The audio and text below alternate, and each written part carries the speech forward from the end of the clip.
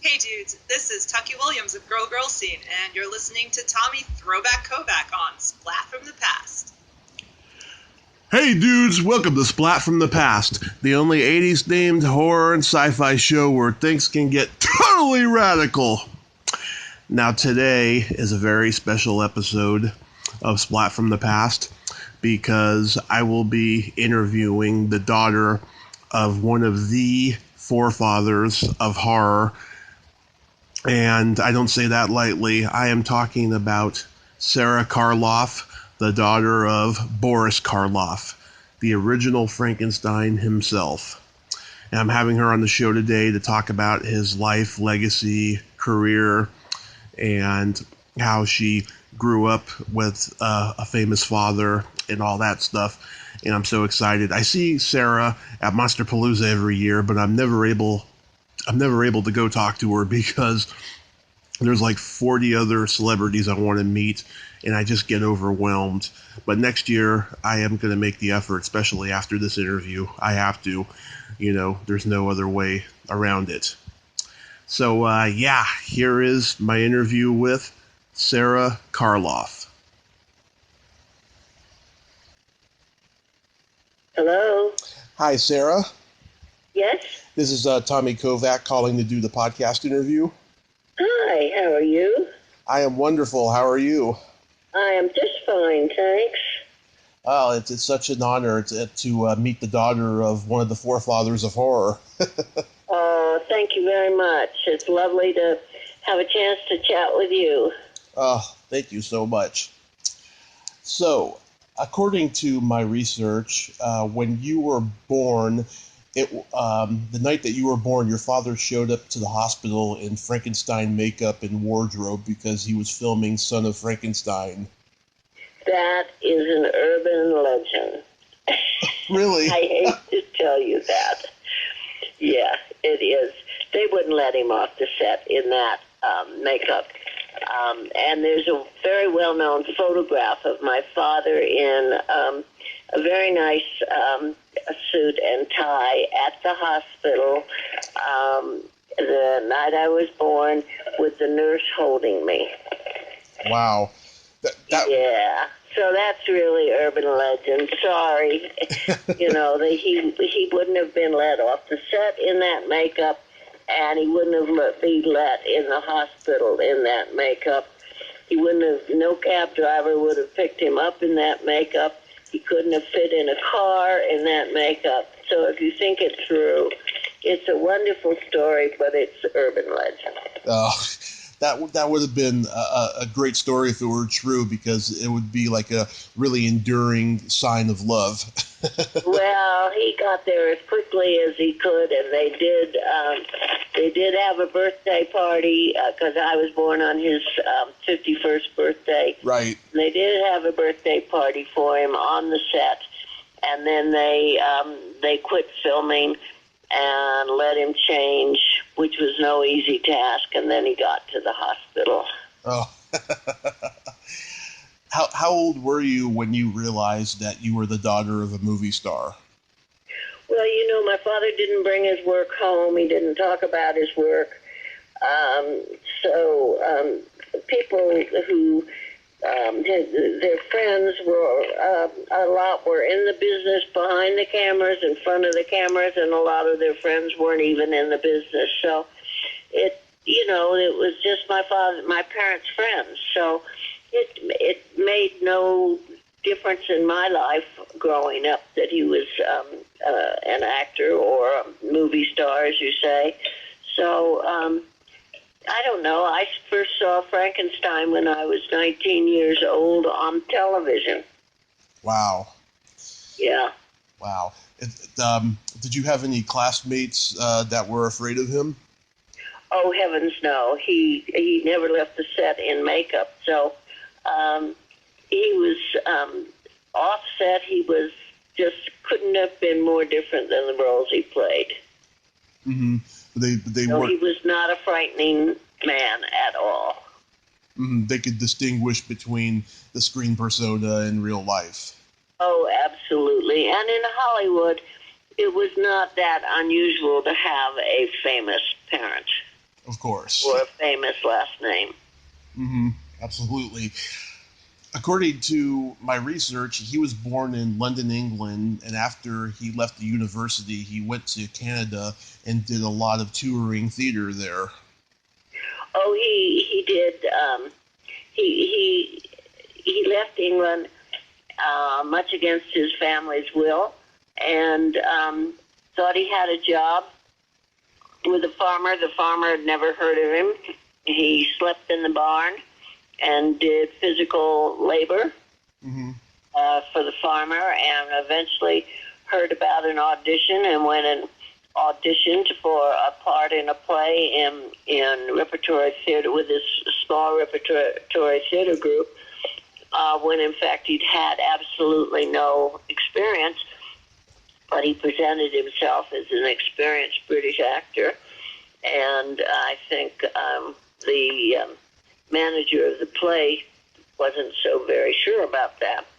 But my father told the story on himself that his salary was $30 a week when the curtain went up on his first performance, and it was $15 a week when the curtain came down on his first performance, because it was abundantly clear that he'd had absolutely no time on the stage before.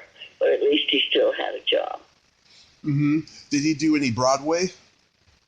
Oh, years later,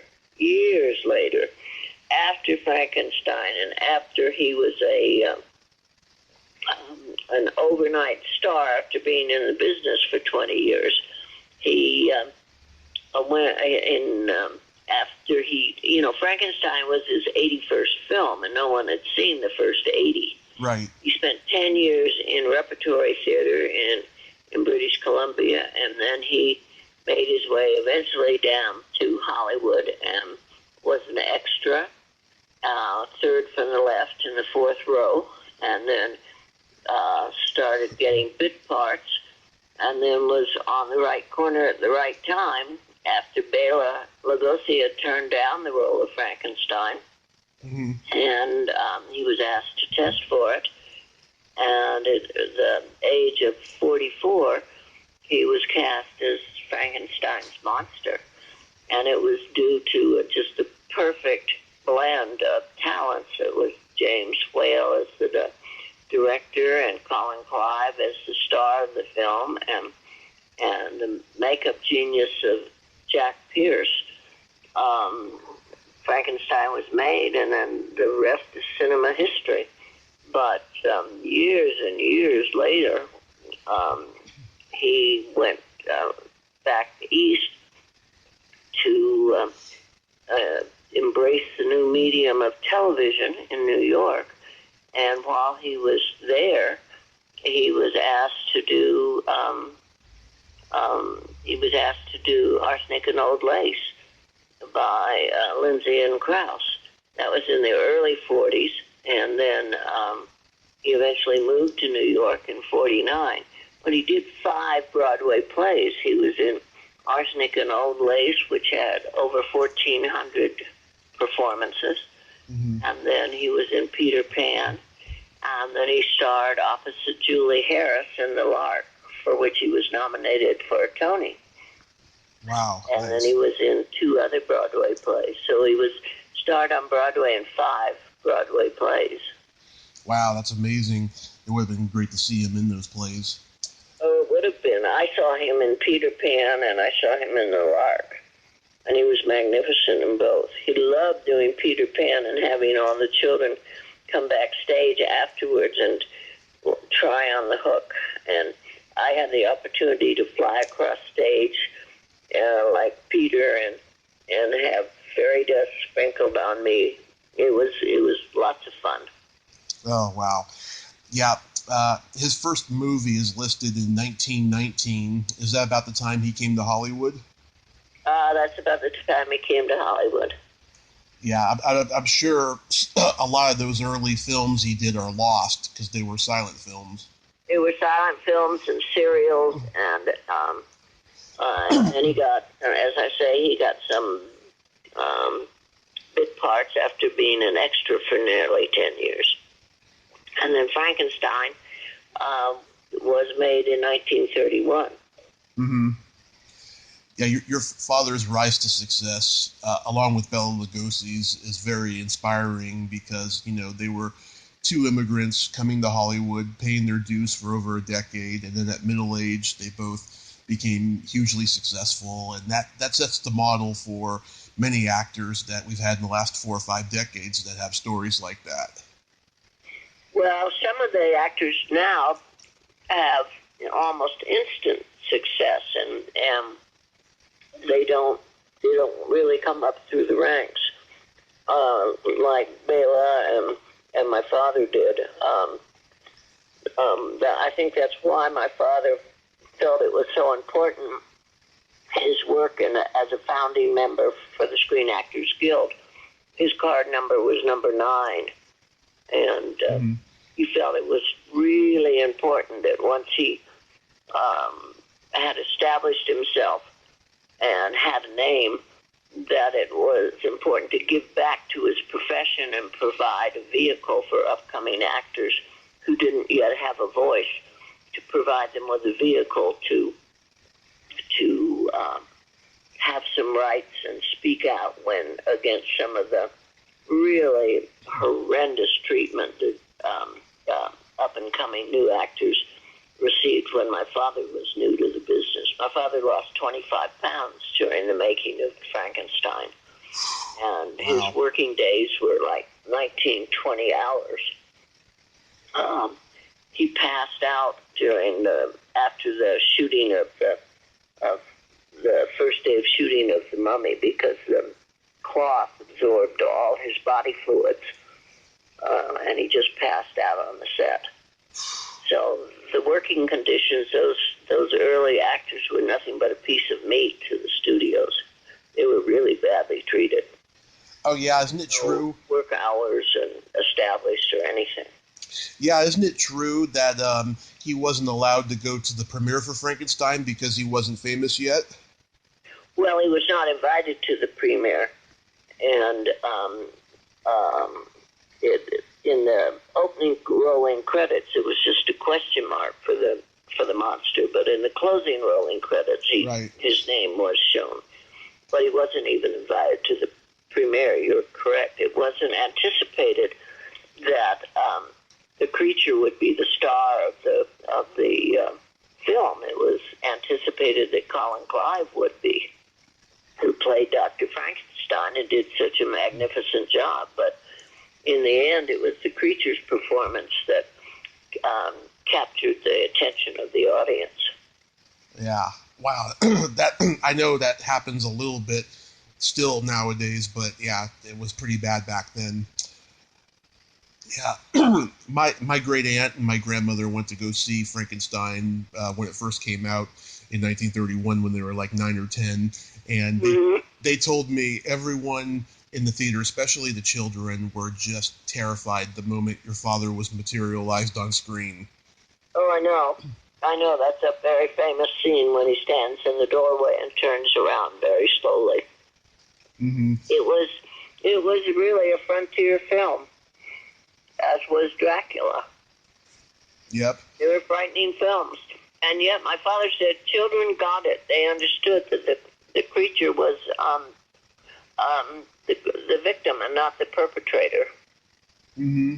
Yeah, Frankenstein, he was definitely the victim. I mean, he really brings the humanity of the monster out in the open. And I'll never forget a story I heard. Johnny Cash once said that his favorite movie was Frankenstein because, like him, he was a broken man with good intentions. And I thought that was very poignant. That's interesting. I never heard that. That's very interesting.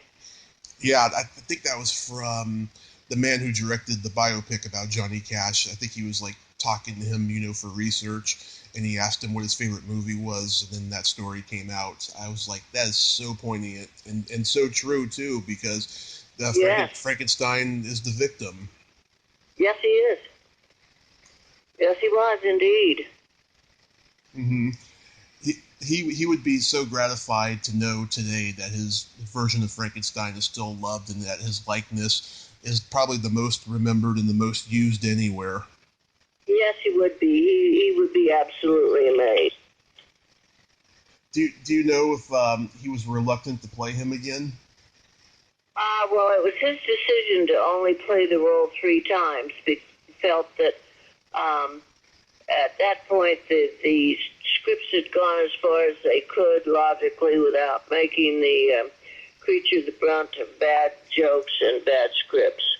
And so he felt that he had played it, the role as far as he wanted to. He felt he owed the creature a real debt of gratitude for the difference he had made in his own life, in his own career, and both in his personal and professional life. And he did not want to be a party to his being the brunt of bad jokes and bad scripts. Yeah. I think Bride of Frankenstein is the only great sequel of the ones that he did. Well, it's regarded as one of the best sequels ever made. Yes. I would put that in the top 10 list of the best sequels. Yeah. Yeah, it is a wonderful sequel. And then Son of Frankenstein. And then he just felt that after Son of Frankenstein, there was no logical sequel that wouldn't be an insult to the role. Mm-hmm. How did he feel in general, though, about being known for horror films? He loved what he did, and actually with the fact that he had a huge body of radio work, right. 5 plays, 5 starring roles on Broadway. He did an enormous body of television work. He had 3 series of his own. He starred on all the prominent shows of the day on television where he got to do some comedy and spoof his own boogeyman image, as he did also in some films. Although he was known for the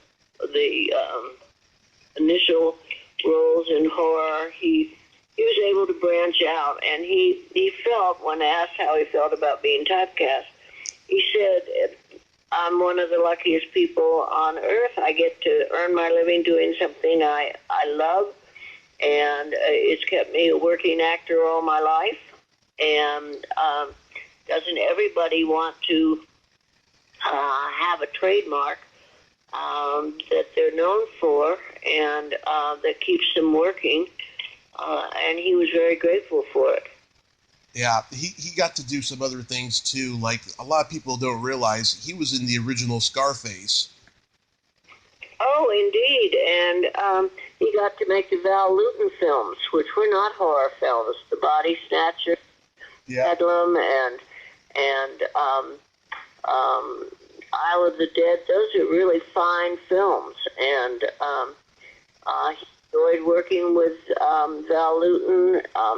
Got to make Comedy of Terrors and The Raven with Peter Lorre and Vincent Price and Basil Rathbone, where they spoofed their own boogeyman images.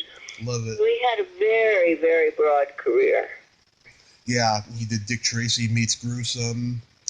And Walter, his film with Walter Mitty, and films with Abbott and Costello. So, he didn't just do horror films. And towards the end, he worked with Peter Bogdanovich in Targets. Oh, Targets, that's my favorite film. Mm-hmm. Did he have any good anecdotes about really that? Really a fine film. Yeah, did he have any good anecdotes about that?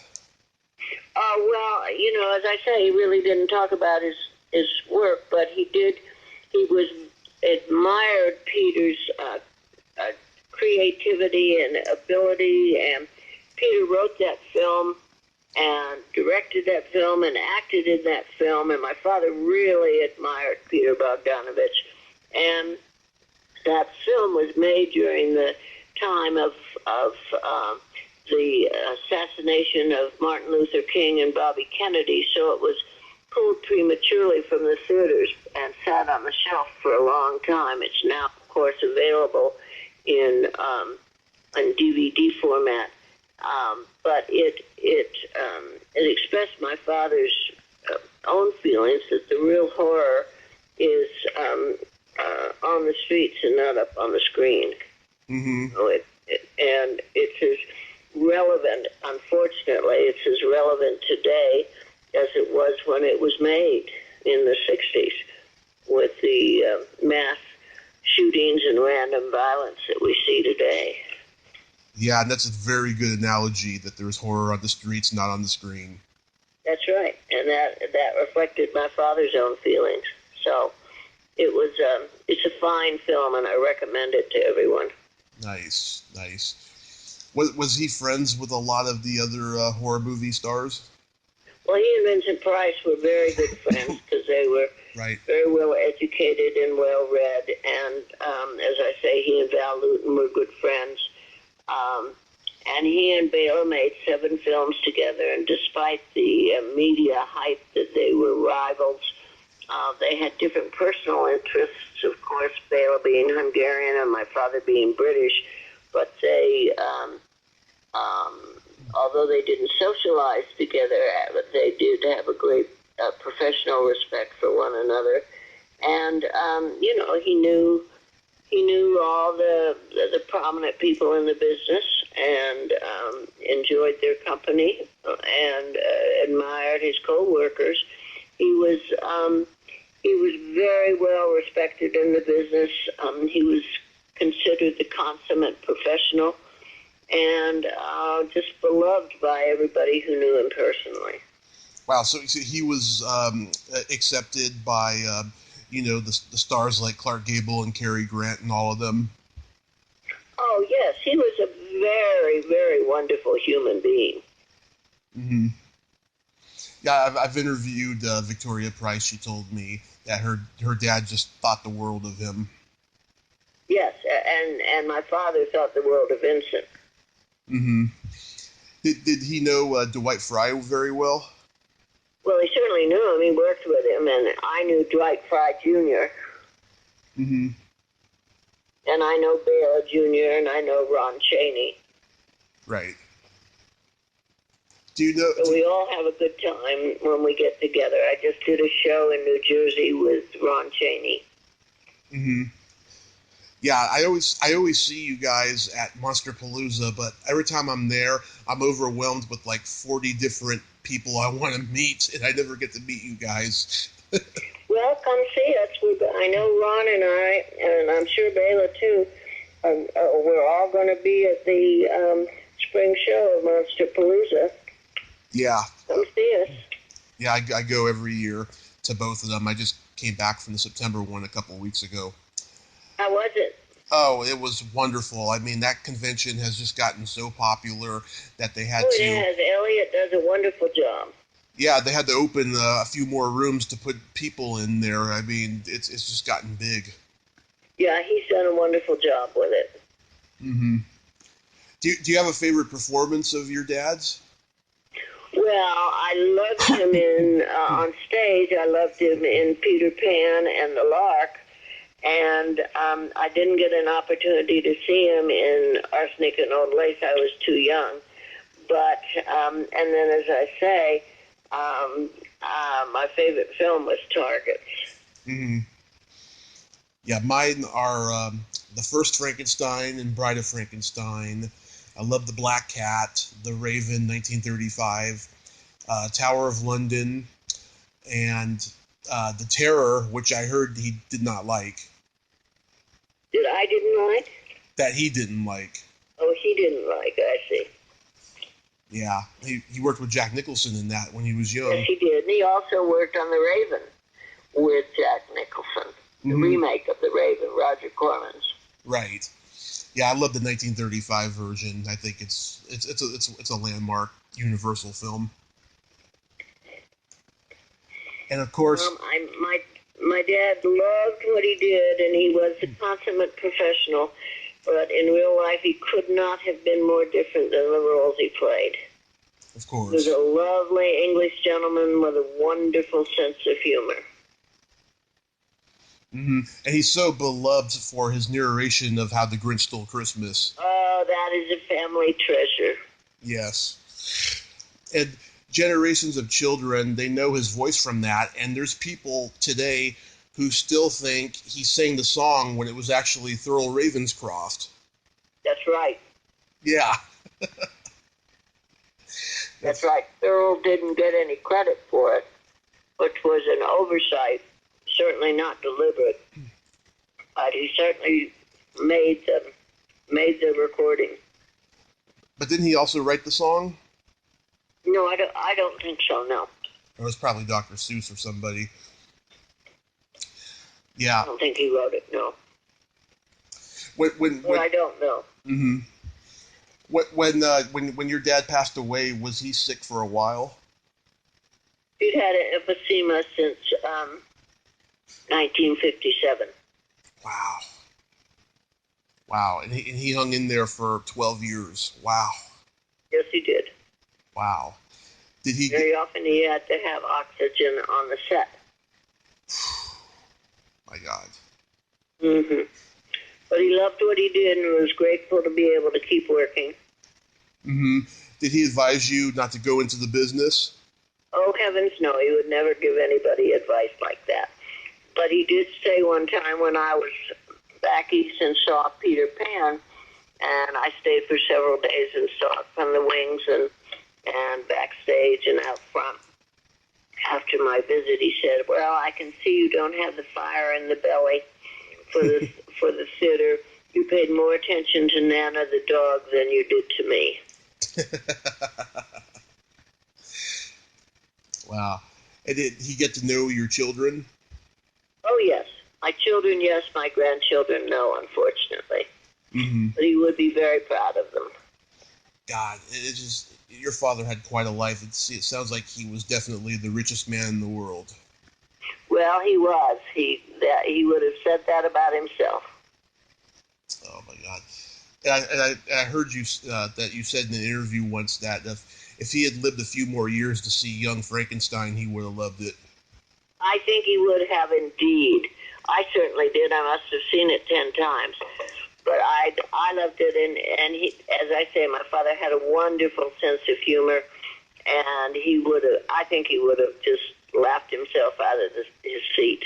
Yeah, it's one of the funniest comedies of all time. Definitely. Indeed. Definitely. I couldn't agree more. So do you have any upcoming convention appearances that you like to plug? Well, I just got back from doing Legends Fest that Bruce Tango put on in Clark, New Jersey, and that was lots of fun. I made a lot of new friends and met a lot of new people. And I'm going to be on a panel at the Los Angeles Museum of Natural History in Los Angeles on the 20th of October. The panel is from 7 to 8 in the evening. I'm going to be, well, that's a private thing. I'm going to be at Chiller in Parsippany, New Jersey on the 25th, 6th, and 7th. That's a wonderful show, Chiller Theater, and that's at the Hilton in Parsippany, New Jersey. Let's see, I'm going to be, and these are all open to the public. Mm-hmm. Everybody's welcome. Chiller is great, and this thing at the LA Natural History Museum starts at 4 in the afternoon, and there'll be something there for everybody. And on the, let's see, I'm going to be in Grand Rapids, Michigan on the 8th, 9th, and 10th of November at a show that I hope people in that area will attend. That should be a lot of fun. And that, I hope people will look that up online. And then in the spring, of course, I'll be at Monsterpalooza at the at the Pasadena. Convention Center. That's always a lot of fun. Yes, like I said, if I make it out there, I'll let you know. Yes, please do. Yes. Well, I'm going to have my knee replaced in November, so that's going to put me out of the convention business for about 2 to 3 months. So those are the places that I'll be in the near future at any rate. Oh, well, I hope you make it out of your knee replacement just fine, Sarah. Oh, thank you. I'm sure I will. Of course. Sure I will. Of course. Speaking in Palm Desert, let's see, I'm speaking in Palm Desert at a travel club on the, I think it's on the 8th of October also, and that's open to the public. That's great. I hope that they're all... All of these will be on my website. Oh, yeah. It is Karloff at Karloff.com. Yes, I hope they're all wonderful turnouts for you. And thank you. This has been such a tremendous honor, Sarah. Thank you so much for coming on today. Well, thank you. I've enjoyed it. You've made it very comfortable, and I hope your fans and fans of my father have enjoyed listening. I hope so too, Sarah. Thank you so much, and you have yourself a wonderful day. Thank you. You too, and all of your listeners. Thank you. Thank you. Bye-bye. Bye-bye. Well, there you have it. Sara Karloff. Very sweet lady. Very lovely lady. And she loves her father. And we love her father. And he's gone, but he will never die. Long live the original Frankenstein. If you like this video, everyone, please subscribe to my YouTube channel. Add me as a friend on Facebook. Join my Tommy Kovac comedian page on Facebook. Follow me on Twitter and Instagram and all that fun stuff. Well, that's all the time we have this week on Splat from the Past. Until next time, this is Tommy Throwback Kovac saying, there's no shame in living in the past, because the present sucks. Later, dudes.